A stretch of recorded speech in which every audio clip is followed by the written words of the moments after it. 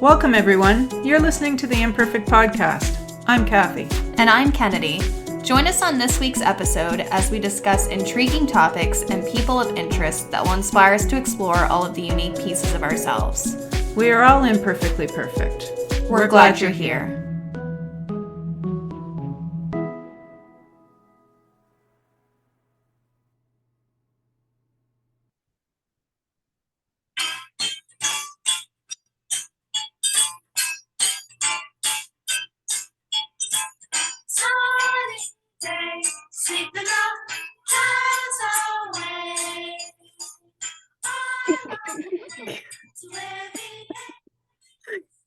So hello, welcome to another episode of the ImPerfect Podcast and the imperfect music quality. So we're trying our best here. But today's show is a tribute to a children's educational television series that is comprised of a cast of human and puppet characters that are like the puppets are also known as Muppets that over generations have helped children grow smarter, stronger, and kinder. So we're talking about Sesame Street, if you haven't already guessed. The sources for information today have come from Logopedia, Wikipedia, the History Channel, and the New York Post. Yeah, Sesame Street was the brainchild of Joan Gans Cooney, a former director and producer for public television. Cooney and her colleagues Friedman and Morissette wanted to use television to help young children, especially from lower income families, in preparing for school. And their goal was to create a children's television show that was entertaining, educational, and had a focus on being able to master the addictive qualities of television and turn them actually into something good for kids. They wanted to address topics such as relationships, ethics, and emotions. So overall, the team wanted to make programming equally accessible to children from disadvantaged, lower socioeconomic and ethnic backgrounds, while making it so appealing to inner city children that it would help them learn as much as children with more educational opportunities. So Joan and her team ran a series of 5 3-day curriculum planning seminars to decide which school preparation skills would be shown on the show. So these seminars ended up being a bit of a crash course, quite literally, in psychology, race, child development, early childhood education, social issues, etc. for the staff. Auditions, where white actors were the minority, didn't begin until just a few weeks before they were due to put out 5 test shows. And after vetting the actors, they actually had the children decide the final casting, and they told the kids to go for it based on the participants' enthusiasm in the auditions. That's really freaking cool. I think that's so unique. Well, if you're putting out a kid's show, you might as well let the kids decide most of it, right? 'Cause Right. they're your target. Right. So the producers and writers decided to build the new show around the set of an inner city street neighborhood, and included ethnically diverse characters with the interest of making it a relatable and familiar type space to their target audience. And the producers were unable to agree on a name, and they liked and on a name that they all liked, and they waited until the last minute to make the decision. And so they were frantic for title and not liking any of them really, and they finally settled on the name that they disliked least of their choices. So that would be Sesame Street, which was actually inspired by a story from the 1700s called 1001 Nights, where character Ali Baba speaks the magical phrase "Open Sesame." I never knew that. Me neither, and so strange, like, where did that come from? And that they just went, like, they might as well have put all the names in a hat and gone, this one, because they didn't, at that point, they just needed a name. Yeah, I could just see it, it's about 3:00 in the morning. And like, we have to pick something. I don't even care anymore. Yeah. Right. So puppeteer Jim Henson, which is a name most of us would recognize, He was hired by Cooney to create a cast of Muppet characters, including favorites like Bert and Ernie, Cookie Monster, Oscar the Grouch, Grover, Big Bird, Elmo Elmo. in Yeah. later years. It was reported that Henson was initially reluctant to become involved in a children's show, but Cooney was prepared to proceed without the Muppets. Can you imagine Sesame Street with no Muppets? I can't, but I mean, that just shows her tenacity too. She was bound and determined to get this show and these messages out. And It would have been completely different, but I think that is the appeal. Like the Muppets bridge the gap between kids and adults. right. And addressing real world issues like they have. Mm. So Sesame Street was the first children's television program that used a curriculum with clear and measurable outcomes and where research was always being done. I mean, I read all kinds of studies that they did to try to get the right elements in.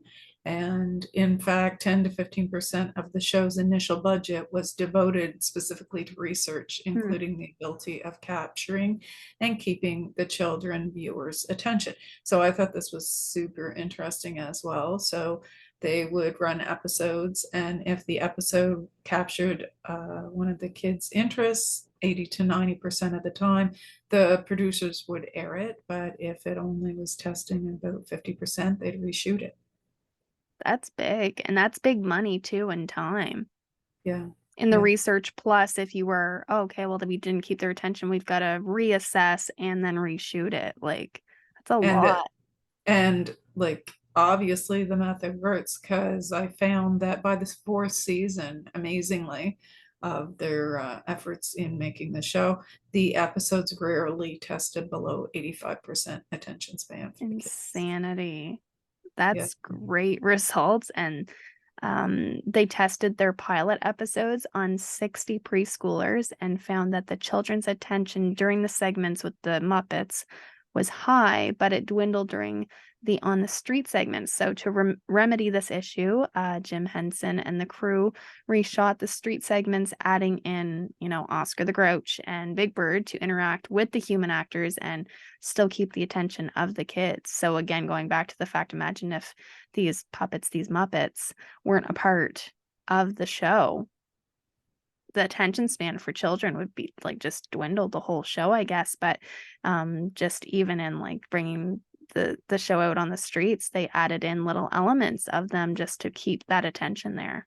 Yeah, I think Cooney sounds like she was a tough egg and knew what she wanted to do. So I think she would have succeeded in another way, but who knows if it would have been what Sesame Street has become. Right. And there's no way to know. So the producers spent 18 months and $28,000 preparing the new show. So that was virtually unheard of in children's television programming at that time. I don't know what they just made a couple still shots, called it a cartoon, and didn't think kids needed any more than that. So yeah, 28,000, you can't even barely buy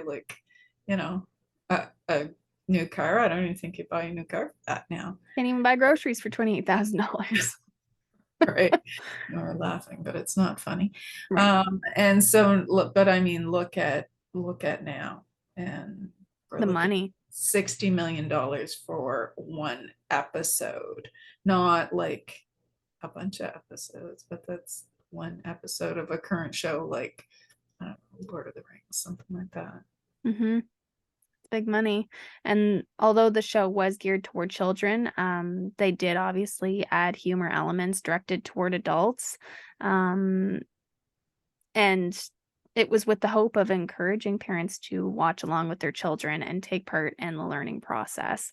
And it also featured guest appearances from people in just about every walk of life, from garbage collectors to chefs, musicians, and politicians. So there were multiple different professions in the show that were viewed. And it's funny, like I remember you even saying, Mom, like watching Sesame Street, like there were certain shows you didn't mind watching with me as a kid just because they did consider the the parents, the adults in those cases, and it can spark a conversation, but I think it's just also good for the parents when they're sitting there, Trust you know, me. Yes. Yes. playing. After a while, you're like, Right. just It's nice scrolling to have because something. you've had kid shows on from the time the kid gets up till the time they go to bed. Not that you guys didn't watch a crazy amount of TV or anything, but just any children's show, even going in the background, was fun. It had music, this, that. But yeah, Sesame, there were a few that I didn't mind, and others that I would have liked to jump off a tall building. And the part we're not even like considering here right now is also the fact that it's something that you watched, and Yeah, then it's something that I watched. So it's also something sentimental for you. But yeah, anyway, nostalgic value. yeah, So 2 days before the show's premiere, a 30-minute preview entitled "This Way to Sesame Street" was taped and aired. So 2 days before, yeah, was what. Days later, Sesame Street aired its first episode on November 10th in 1969. Only a year later, in 1970, their method proved successful when the cover of Time magazine featured Big Bird, who had received more fan mail than any of the show's human hosts. imagine. And Yeah. you think of the special guests and everything too in there. Big Bird gets all the fan mail. Yeah, I'd believe it though. yeah. And the magazine declared it is not only the best children's show in TV history, it is one of the best parents shows as well. By 2019, 80% of parents watched Sesame Street with their children.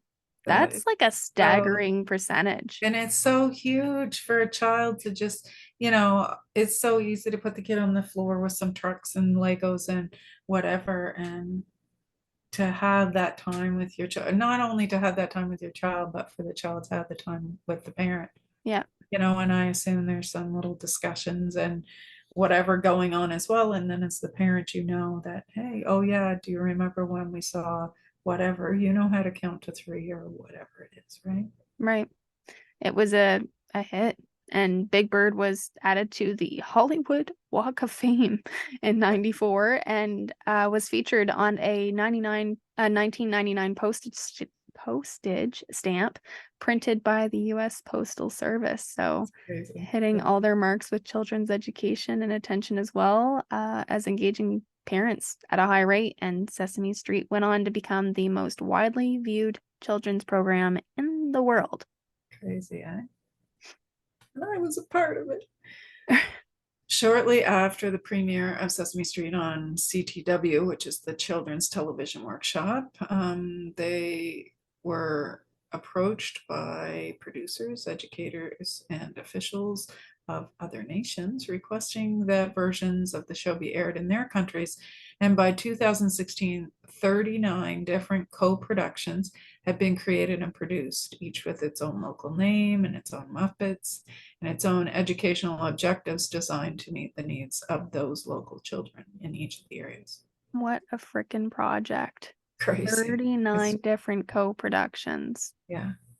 And the iconic street holds a lot of memories for most children who grew up in the 70s and beyond, and so many current 25 to 55-year-olds, along with their parents too, apparently. So like I was saying, right. So Mom and I both enjoyed Sesame Street. They have a strong recollection of this iconic street and the characters that lived there.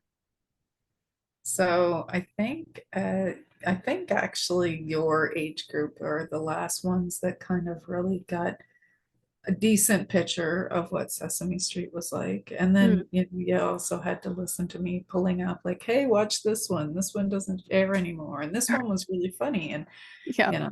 The fat cat one comes to mind. Yes, absolutely. But see, Right. that's not one that I remember specifically. I only know it because, yeah, you pulled it up on your phone and look at this. Yeah, because so many things had changed over the years. When I grew up, there was 2 channels on TV and 1 French channel, which, we never went there. So there's been changes in programming. Now you get every channel under the sun, and you can custom channels according to, what your interests are. Yeah. There's been a change in the age group. I read it had originally been for a little bit older age group, like right ready to start kindergarten and the early kindergarten, grade 1, grade 2, even kids up to those ages were watching. But now the viewer, their target viewer, I guess, is younger than it used to Preschool. be. Yeah. Yeah, and there's been a change in the dynamics of parents. Parents aren't home with their child to encourage that. Most kids go to daycare now. Right. A lot of things have changed along the way. Yeah, absolutely. And they've done really well at navigating all of these changes, and we'll talk a bit more about that. And so using brief skits, musical numbers, cartoons, video footage, the program both entertains and educates. So both great things, and many simple lessons on basic academic skills, self-esteem, positive socialization, problem solving. They've all been taught from this famous fictional street, and where all these characters and humans live and interact with each other. So we thought we'd talk about a couple of memories, and Mom had listed a couple, and again, like, I don't remember these specific ones, like a couple of them that she brings up, but they're memories for her. So we thought we'd talk a bit about them. You want to start? Yeah, so Grover and his ever important lessons on near and far and left and right. And he would, run to the front of the screen. Near, Far. far. I remember that. And the same with the left and the right and the big and the small. And then there was Lefty and his golden Ann and the tan van. I don't know if you ever had the privilege No. to see that. Or, he would do the wanna buy a watch skit. I The don't know pie that. man falling down the stairs with 12 cherry pies, and that sticks in my head every time I'm carrying something up the stairs, or particularly down the stairs. And first thought in your head is, what if I dump these? Usually I always say 12 cherry pies because it's in there from Yeah, yeah, and she's not lying. Anytime where she says these things, I didn't know that's where it came from. I thought you were just la la. Like, I don't know. You just started screaming 12 cherry pies. I don't know. The psychedelic pinball machine. So the 1, 2, 3, 4, 5, 6, 7, 8, 9, 10, 11, 12. So I do remember that one. Yeah. Yeah. And then you probably don't remember Mr. Hooper. No. So he was a shopkeeper whose name was always mispronounced by Big Bird. He'd say, he'd have a talk, and Mr. Hooper would give him words of wisdom and teach him a little lesson. And he'd say, okay, bye, Mr. Cooper. The guy would be like, hoopa, hoopa. And he'd call him Mr. Pooper and Mr. Looper and Miss everything else. So that's kind of funny. There were human characters too. David, Luis, Maria. I don't know if you remember any of those. I remember Maria. Yeah. Yeah, And then the aliens. Yeah. Yep. Yeah, for sure. So they discovered everything from the earth in the beginning, and then there was a telephone, ring, yep, and the clock radio and the clock, and all kinds of fun there. Yep. Then we have Oscar and his pet worm, Slimy. Remember him? Slimy, I remember, yeah. I remember it going across the screen. And you could even see the little like wiry things that they use, which was even to make the back go up. Yeah. Right, yeah. Ernie with his uneven licorice distribution. I don't know what you mean by that. I remember his rubber ducky.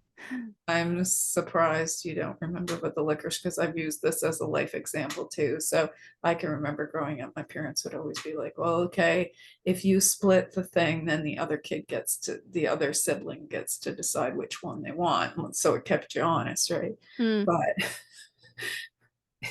Ernie would have a licorice, and he'd say, do you want, I'm going to split this licorice with Bert, and he'd go to split it in half, but then one would be the longer than the other. And so then he'd take a bite off the longer one. Oh, I do remember. Shorter. Okay. And then, eventually by the end of it, right. ate the whole licorice, and Bert has this look on his face, just the eyes straight ahead. Yeah. Then there's Bert, his love for pigeons and bottle caps and paper clip collections. I Yeah. do remember that. The pigeons specifically. Yeah, and you probably remember Cookie Monster and his signature song. Yeah, yes. You had a cassette tape with all I these did. And you know music. what?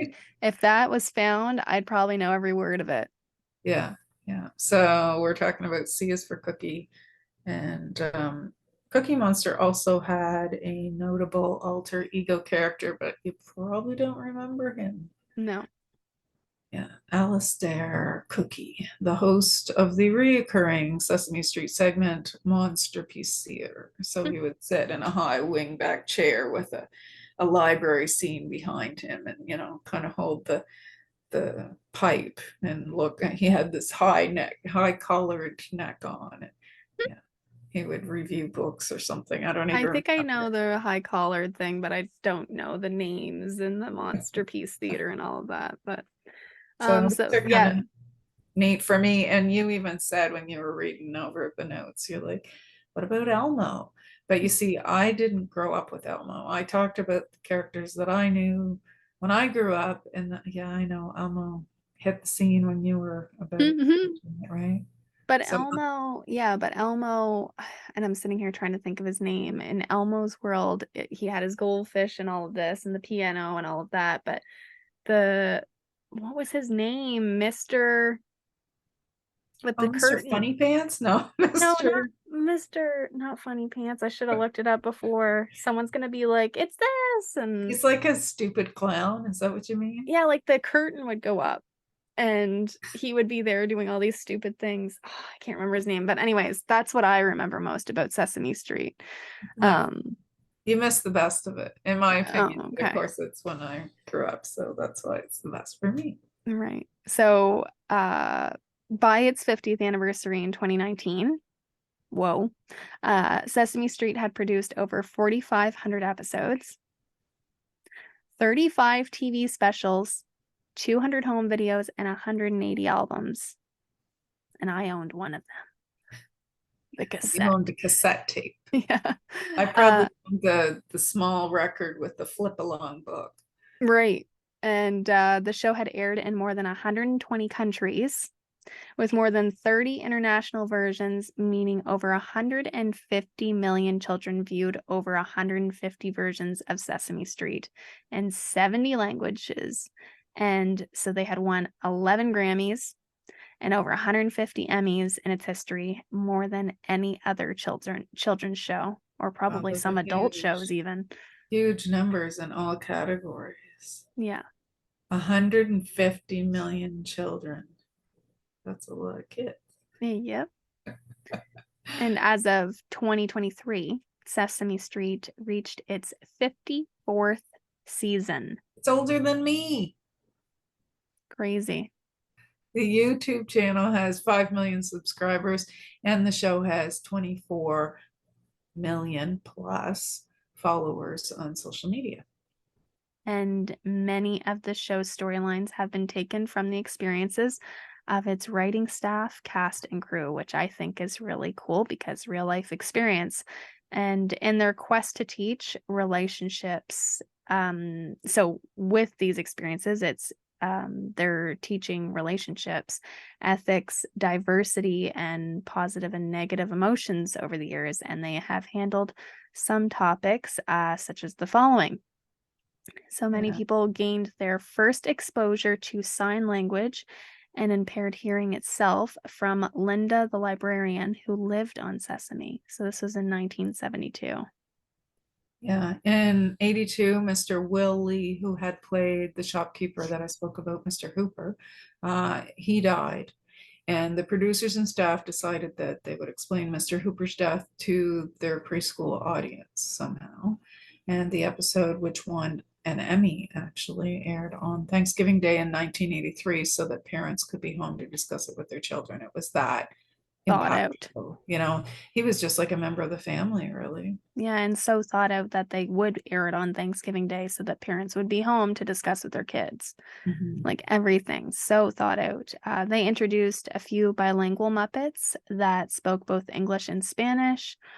Osvaldo El, what? Grunion? I don't know. So a fellow Grouch that Oscar meets, and a little girl named Rosita La Monstrua de la Cueva. Sorry, I'm totally not doing that very well. So the monster of the caves, who began teaching about Latin American culture and language in 1991. Yeah, so inclusive. 1993, the show introduced Tara, a 9-year-old girl who needed a wheelchair to get around, but she didn't let it slow her down. She demonstrated to the kids watching the show how she did her wheelchair exercises, taught about accessibility ramps, and performed in a wheelchair race and a ballet. An episode highlighting 9/11 in 2001 was presented to help children process their feelings along with the rest of the world. It's really neat how they consider the kids, seeing as it's a kids show, but not just like, oh, don't talk about it around them. Like, of course, those events, affect the whole world. Of They're course, the kids are impactful, going to hear about it, right? So might as well deal with it in a way that kids can understand. right? In 2001, the previously mentioned Hispanic Muppet, Rosita, began teaching Spanish on the show with the word of the day, the Spanish word of the day. Then there was Hurricane Katrina that was addressed on the show in 2005, giving perspective as their characters dealt with their feelings and fears about world events with the rest of us.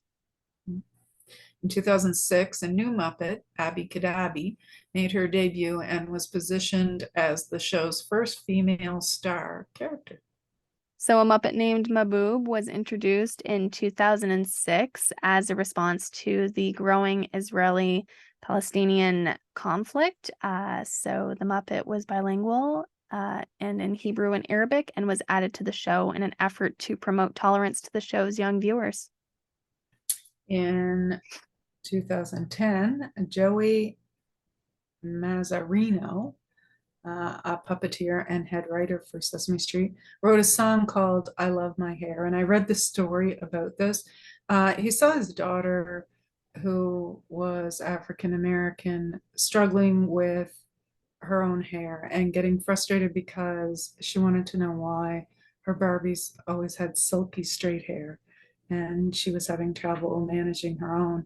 And so this puppeteer and head writer of Sesame Street thought, hey, I'm going to write a song about it and incorporate a character. So they did, and the Muppet's name was Seji, I think. And the character represented the frustrations that his daughter faced managing her hair in a world of silky straight-haired Barbies, basically. Their song struck a chord with African American girls and other women all over the world. Very, very cool. In 2016, the company introduced Zari, the first Muppet of Afghan descent, to tackle the issue of women's rights by providing young Afghan girls with a powerful and positive role model. Then Julia joined the cast in 2016. She didn't talk much and she didn't make a lot of eye contact directly. She is also sensitive to loud noises, a trait that some children with autism exhibit. But she was also very smart and had a good memory. So they were incorporating real world situations into their show. Mm-hmm. Curly, a Muppet character whose mother is battling addiction, was introduced in 2019. So this acquainted kids with the opioid crisis. Sesame Street characters were also included in the 2020 town hall discussions to help children understand difficult topics during the COVID pandemic and during the Black Lives Matter protests. I remember that. And I remember I was thinking that was really cool how they incorporated the Sesame Street characters, because it was, again, considering the kids. In 2022, the show added a 5-year-old South African Muppet character named Cammy, who is HIV positive. Cammy's advice covers everything from how HIV is transmitted, or more importantly, how it isn't transmitted, to how to deal with grief when someone you love passes away from AIDS. Cammy has become somewhat of an international spokesman for the cause. How freaking cool is that? Well, just all of it.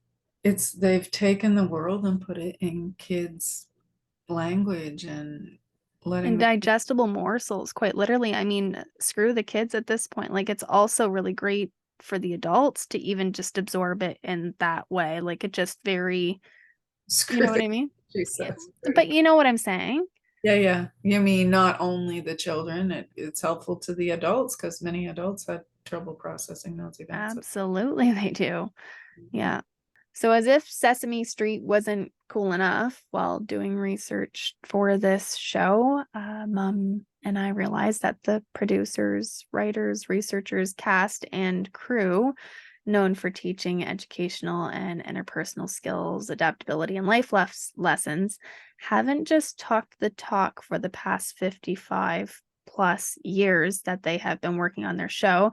They have also been walking the walk in show production that is parallel to real life.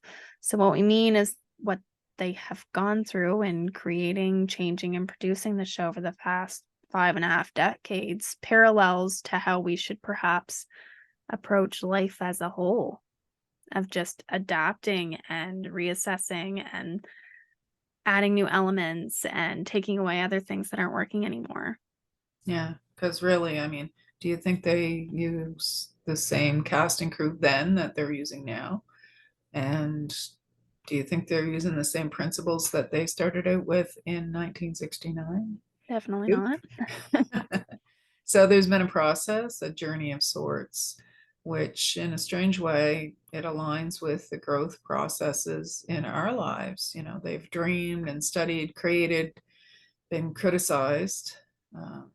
They've experimented, they altered, they pivoted, and they did so over and over again in order to stay in the market of children's programming and being, one of the top shows, and probably for many years, the top show.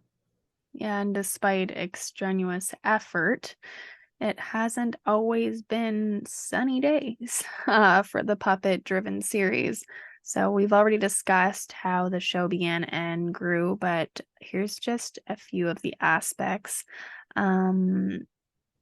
The other aspects of the average viewer may not be aware of. So, as mentioned, there were a lot of hiccups, fine tuning, adjusting, and redoing in the beginnings of the show. But even then, in the months following its premiere, and probably even further to that, there were criticisms, and plenty of them. So, one of which is psychologists actually advised not to put the Muppets on the screen with humans because it could confuse children.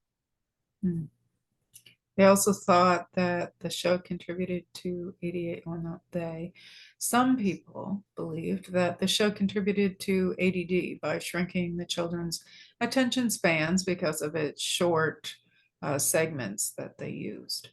And this must be one from the beginnings of the show, because you look at shows nowadays and it's like, okay, where did we decide that was no longer an issue? Because I don't remember, there were several articles or whatever about the attention span of children and how shows are just so choppy now that there's no recognition or thought in that. And then you watch a show like Sesame Street, and I bet you that's probably impacted their attention span of children and watching their show, because they don't do the quick change of scenes like a lot of kids shows do nowadays.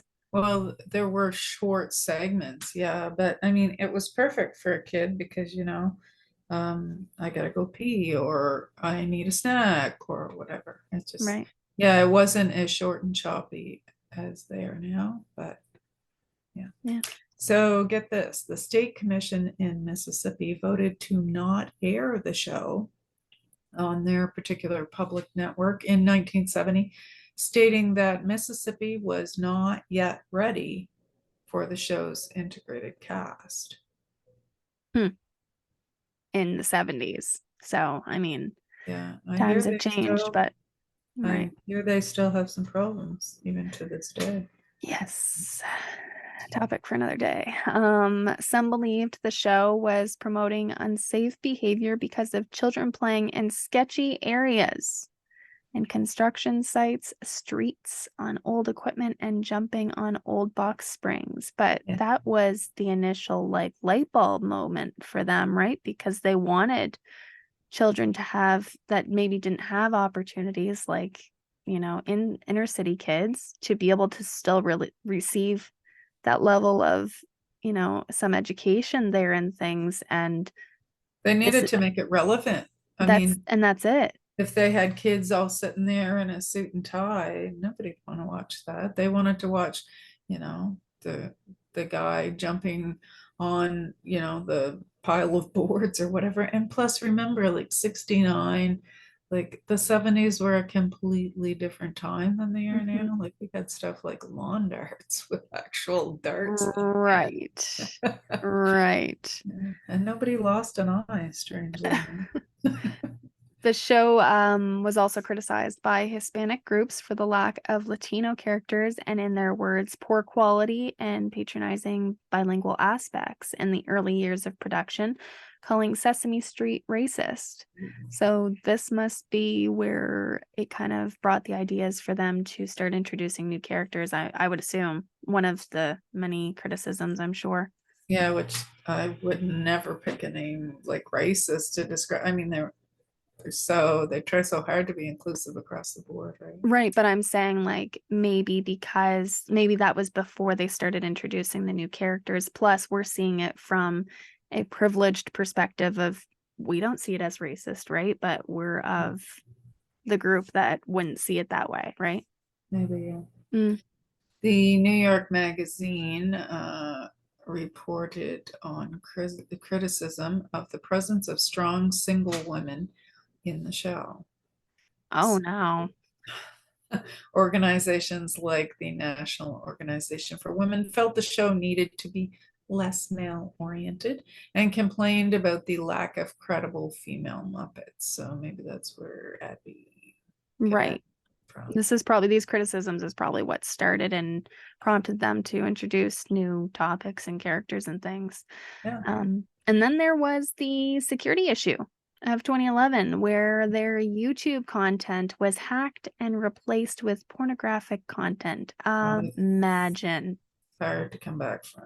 Yeah. But they cleaned it up as soon as they knew what was going on and just proceeded from what I read and didn't give it a whole lot of attention. I think there was, the necessaries done and said about it and then just moved on from that. But I vaguely remember hearing something, but it must have really not.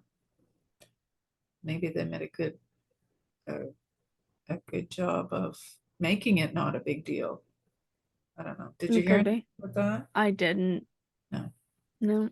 So even our Muppet friends received criticism. So there was a character, Roosevelt Franklin, which I remember, Kennedy may not. He was the first Black Muppet to appear on the show, excuse me, and taught lessons on African culture and geography during the episodes. Parents criticized the character for promoting a harmful stereotype to other children, that they were putting out the message that Black children were rowdy and a bad influence because Roosevelt's misbehaviors, and he had some after-school detentions because he struggled a little bit in school. So I don't see it the same way, but I'm also not from the other side either, right? Like it would be a different perspective entirely. Well, and here's the other thing that we haven't really discussed, but it's just when you are creating a children's show and wanting to observe and educate on topics as complex as something like 9/11, I mean, rightfully so, you are going to probably receive extra criticism because people are going to go through it with a fine-tooth comb, because if you're going to take on these topics, you've got to be ready to take them on. So that's Yeah. probably why there was a lot of heavy criticisms, because they were exploring and presenting topics that a lot of adult shows, let alone children's shows, were putting out there. Mhm, mhm. So also Big Bird's large imaginary friend, Snuffleupagus. He was even at risk when adult viewers complained that a failure to accept Big Bird's reality, despite his firm belief that Snuffleupagus was real, could send the wrong message to young audiences. Show executives did not want to convey to their younger audiences that adults may not believe them in important circumstances. So Snuffy appeared for all to see in 2015. And they modified the message a bit. It was reinforced in the scene when Bob said to Big Bird, "From now on, we'll believe you whenever you tell us something." Hmm. So I think that was also during a time when a lot of sexual abuse stories and that sort of thing were coming out, and they didn't want to give the message that if something had happened specifically to a child also, Right. that they might not be believed. And a great way to present that as well. And Cookie Monster was shamed for having a pipe in earlier episodes of Monster Piece Theater, and also was ridiculed for his diet of cookies. I know, due to heightened parental concerns about the rise in childhood obesity. And it's a very valid concern, but you've got a Muppet and you're not thinking of these implications, right? So, And who thinks of these implications? right, But right. So Cookie Monster apparently quit smoking. He never really did. It was a costume prop, and made some diet changes in 2005. So now a more health conscious Cookie Monster eats more fruits and vegetables on the show, and speaks on lessons like a cookie is a sometimes food rather than a consistent snack, while fruit is an anytime food. yeah, and we're sure you won't be surprised to hear that there's just no pleasing some people. When Cookie's new diet was revealed, the change prompted fears among other adults that the beloved character was going to be abandoning cookies altogether, and that the show may change his name to the Veggie Monster, or that he could be entirely taken off the show. So there was panic there. And it's reported that Cookie Monster clarified the situation on Twitter in 2010 with a quote, "Time to put an end to rumors. No, Yes." you're reading it wrong. You get it. It's got to be the broken English, the Cookie Monster broken Oh, English. you want to give it? Yeah. Time Okay, to good. put end to rumors. Yes, me eat vegetables. No, not going to be called Vegetable Monster. This whole thing's silly. Because you said time to put an end to rumors. No, time to put end to rumors. Yeah, you're right. Cookie would say it that way. So, But so it's just so brilliant. Like Cookie Monster puts that on Twitter. Like it's so handled with such class, really. yeah, because it just, and this is just again the tip of the iceberg of the ones that I drug up, just in a few minutes of looking. But Right. can you imagine, like, there'd always be something, and somebody'd be whining about this or that or something else. But again, And if you're exploring topics, like, of course, you're extra going to be looked at, like, just hyper focused, right? So, I mean, people have right to be concerned about things, but Cookie Monster not being called Cookie Monster and being concerned that he's going to be called Veggie Monster, like, come on. Don't you have something better to do? so when Sesame Street Society and their viewership changed, they didn't hold on to old models very long. They didn't get stale, they rolled with it, and they brought up new characters, and they made small changes to try to keep themselves current. They transitioned repeatedly through over 10 different street sign logos.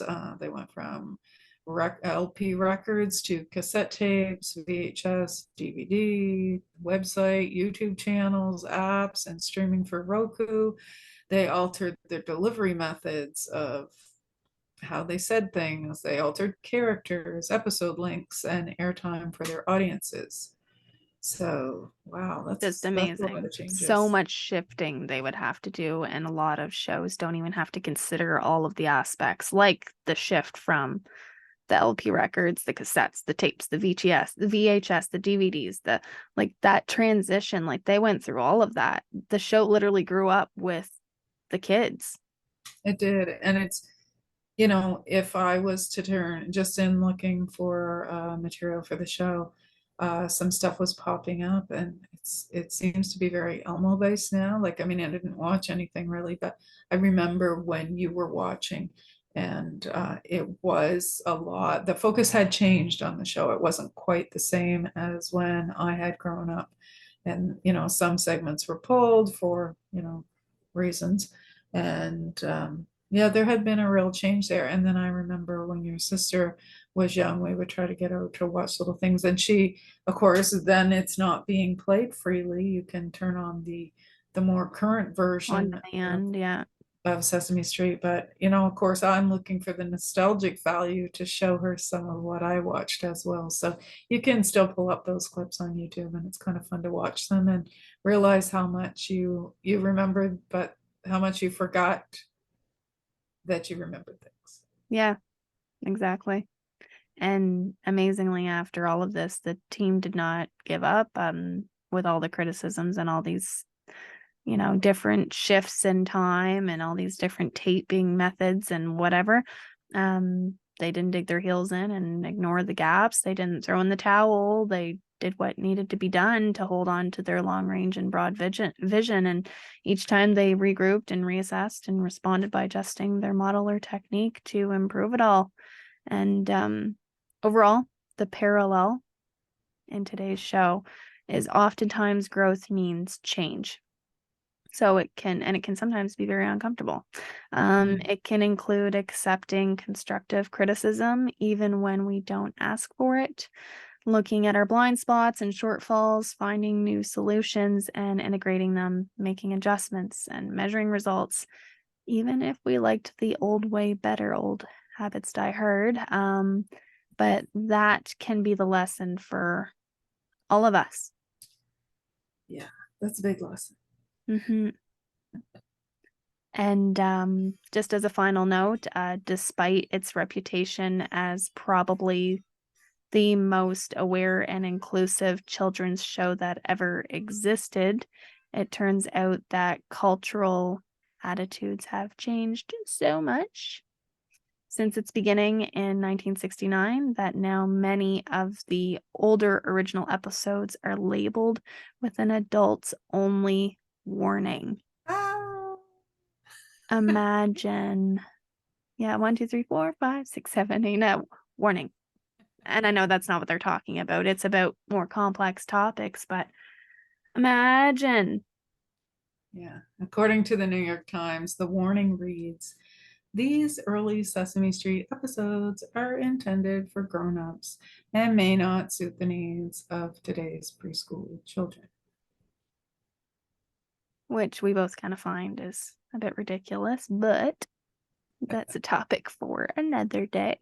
So we hope that you found the information in today's episode interesting. I certainly did. Lots of stuff I've learned and a lot of more complex topics that I didn't realize that Sesame Street even explored. Like just watching the shows as a kid, I know that they explored things further than most kids shows or even adult shows for that matter, but the just broad range of just every element, the characters to the actors to the topics involved to the different Muppets and how they partook in certain conversations and the Snuffleupagus thing and the just every element was so well thought out. I mean, they're on their 54th season, so I mean, they've got to be doing something right. Way to go, Sesame Street.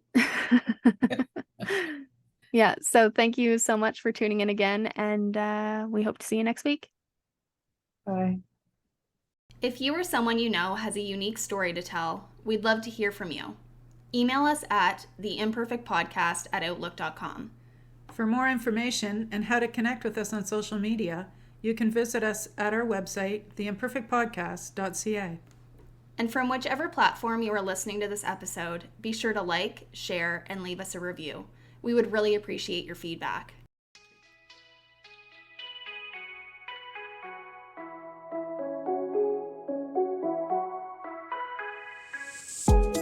Thank you so much for listening to today's episode. We look forward to hearing your feedback and seeing you all find that extra joy and embrace your own imperfect. See you next week.